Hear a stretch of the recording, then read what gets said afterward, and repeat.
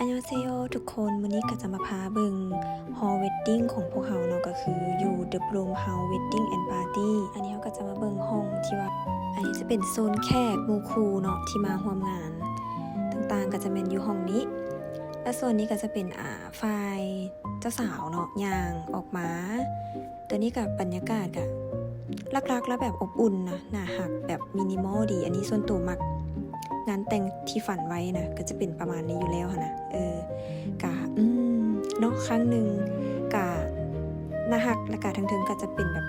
เปิดได้เนาะก็จะเป็นคล้ายๆว่ารูฟท็อปแต่ก็บ่ถึงขั้นนั้นเนาะก็กันแดดกันฝน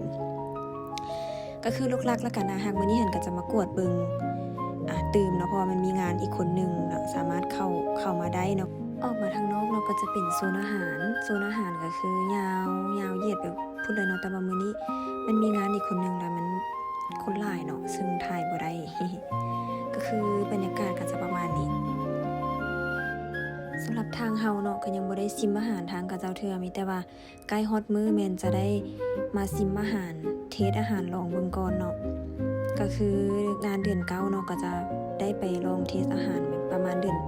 8สำหรับครูบ่าวสาวเนาะห้องอาหารเนาะจะมี2รูมเนาะแต่ว่าตัวนี้จะเป็นรูม1เนาะรูม2เขาบ่ได้ย่างไปแต่ว่า